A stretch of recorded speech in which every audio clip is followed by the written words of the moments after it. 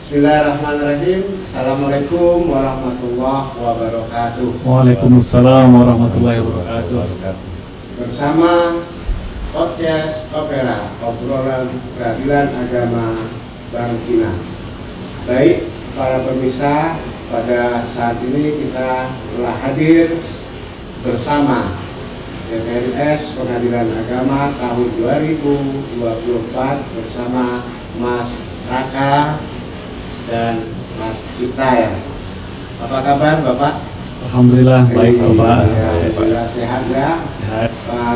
Mas Raka ini adalah CPNS tahun 2024 yang sedang melaksanakan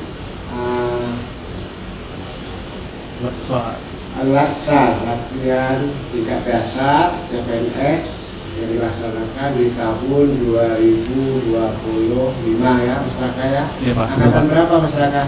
Angkatan 5 Pak. Iya, terima kasih. Sebelumnya mungkin biar agak akrab kita kan, istilah bahasa tak kenal maka tak cinta, tak cinta maka tak sayang. Mungkin bisa diceritakan profil dari Mas Raka ini, silakan.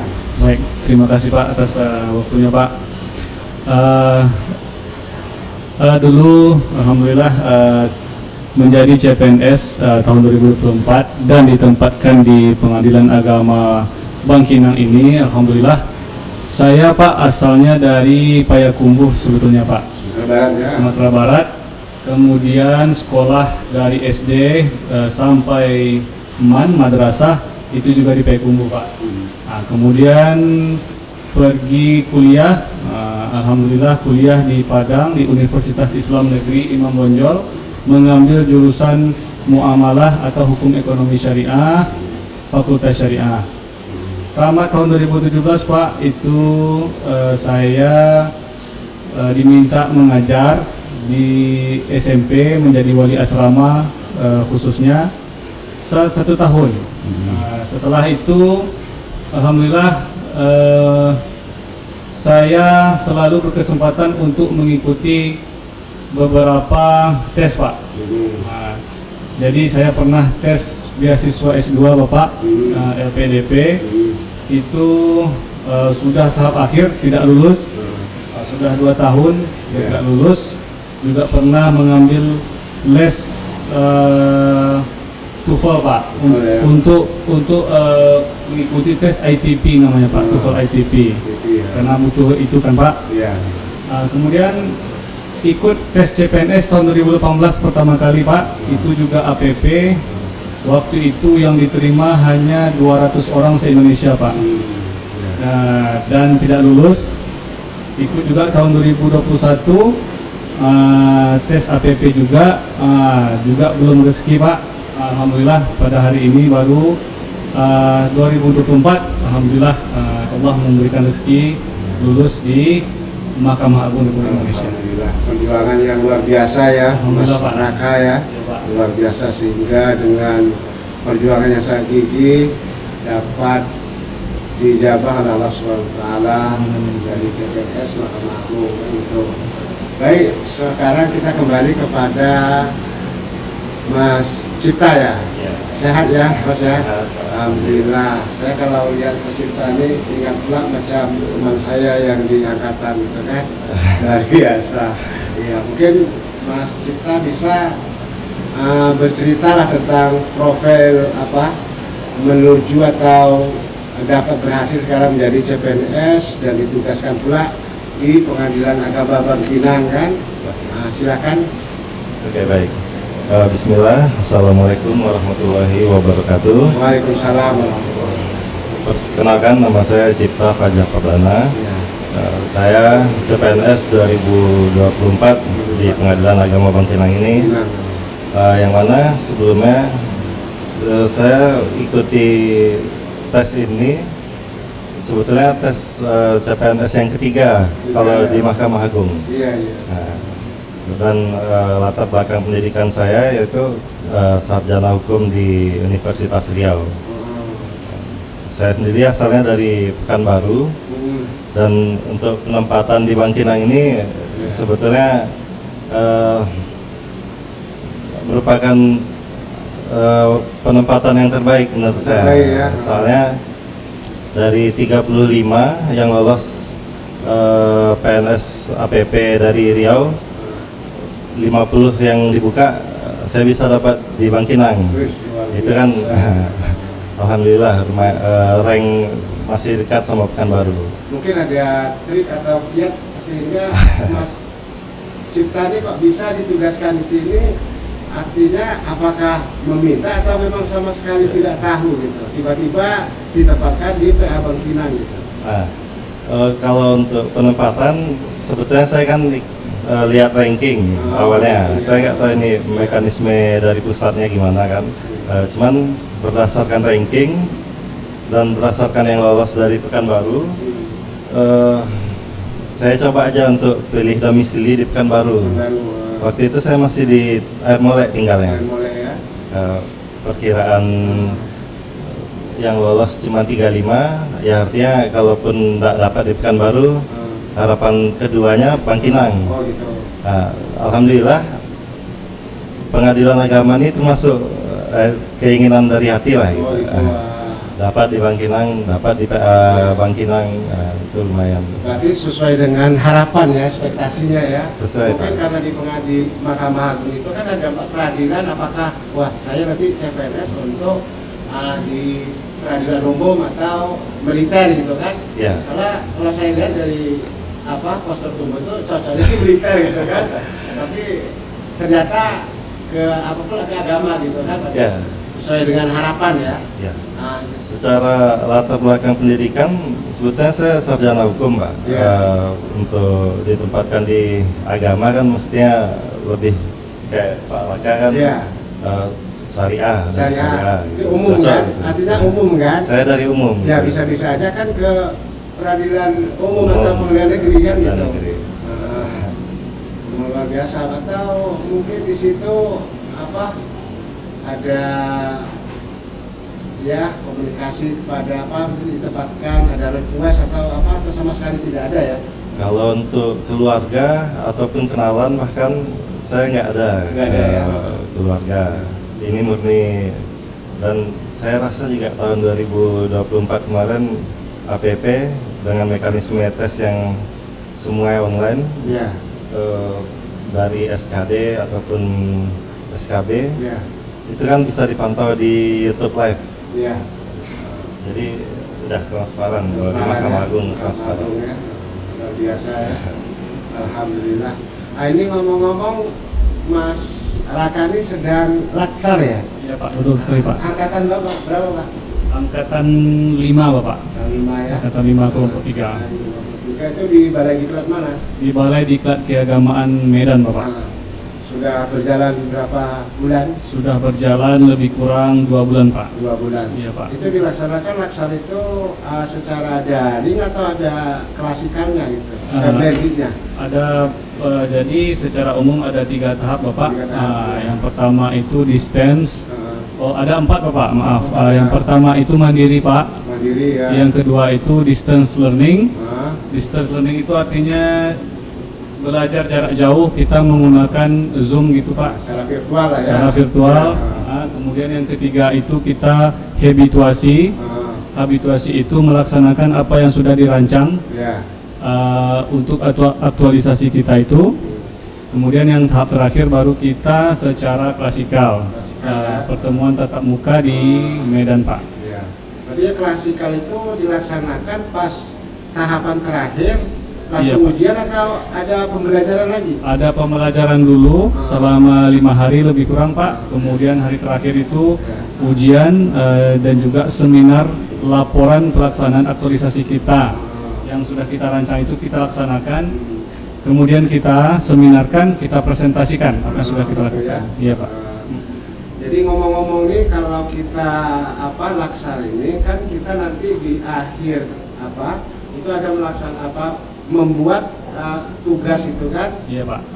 Apa namanya itu rancangan aktualisasi namanya Pak. Rancangan aktualisasi. Berarti ada tahapan atau Tahapan kegiatan. milestone yang harus dipenuhi oleh Betul, Pak. Kami peserta. Iya, Pak. Rencana ini apa nih, judulnya apa nih? Jadi kalau saya sendiri itu judul rancangan aktualisasi saya adalah digitalisasi pelayanan informasi, Pak.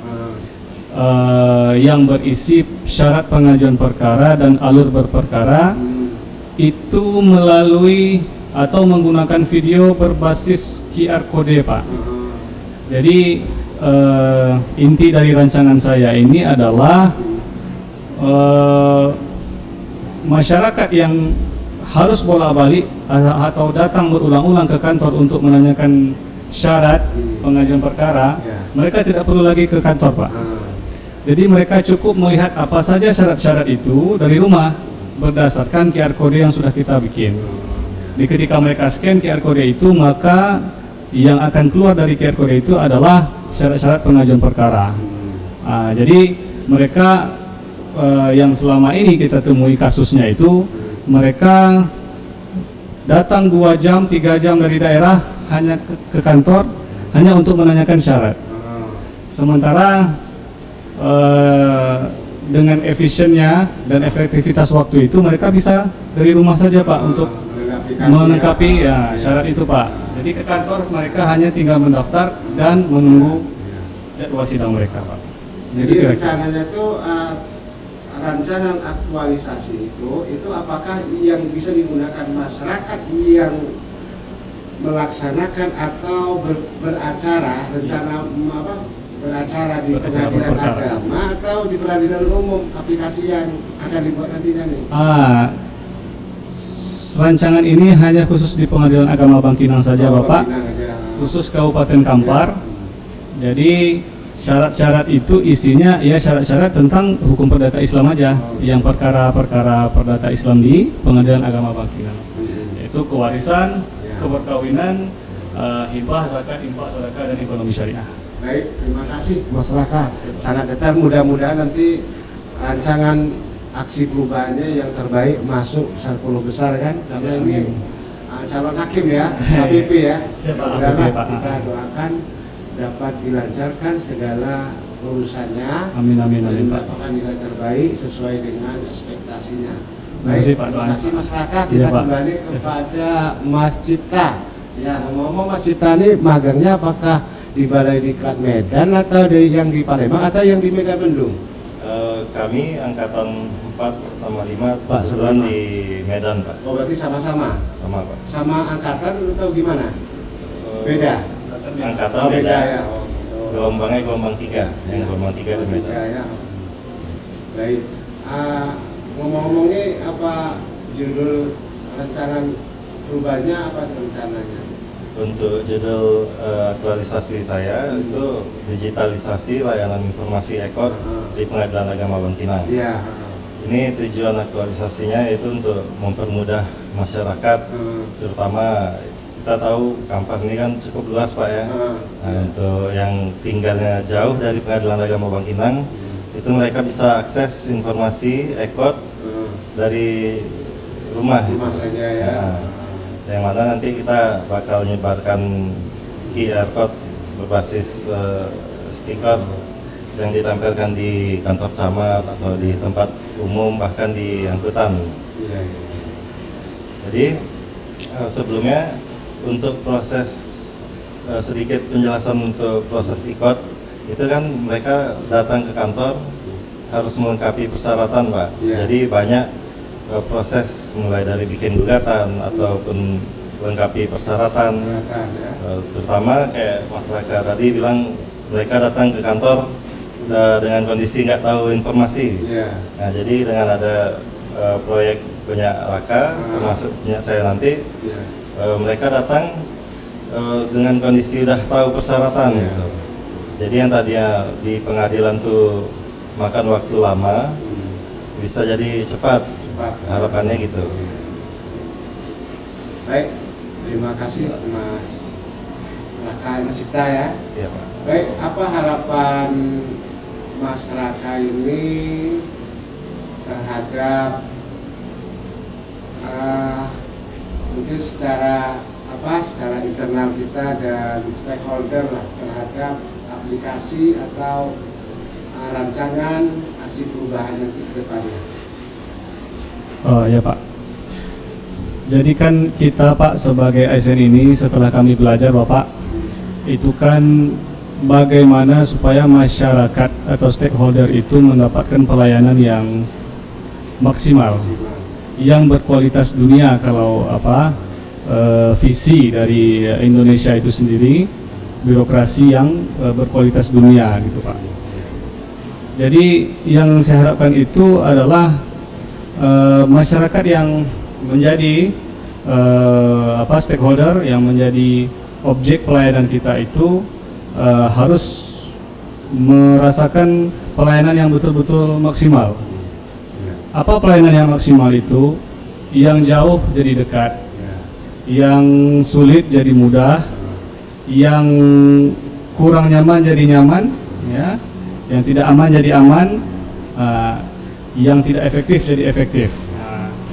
Jadi apapun itu, bagaimana pikiran kita supaya masyarakat itu terlayani dengan baik dan profesional.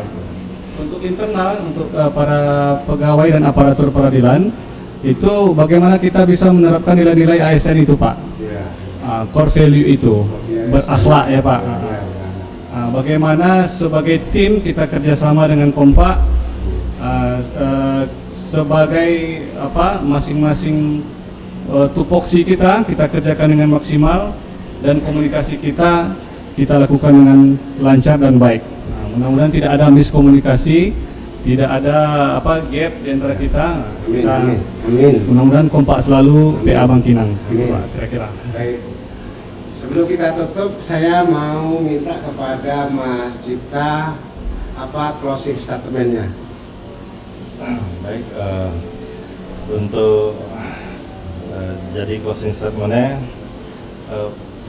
kita sebagai ASN terutama di Pengadilan Agama Bangkinang, harusnya semua harus berorientasi untuk pelayanan ke masyarakat, dan dengan meningkatkan integritas diharapkan pelayanan pada masyarakat itu jadi lebih baik ke depannya. Amin. Terima kasih Mas Raka dan Mas Cipta telah meluangkan waktunya untuk mengisi acara podcast menjelang makan siang kali ini. Terima kasih, semoga nanti menjadi ASN yang luar biasa berintegritas dan dapat membantu menjalankan tugasnya sesuai dengan tupoksi. Amin. Amin. Sehat selalu. Terima kasih. Saksikan podcast Opera selanjutnya. Jangan lupa subscribe, like dan komen. Terima kasih. Wassalamualaikum warahmatullahi wabarakatuh. Waalaikumsalam warahmatullahi wabarakatuh.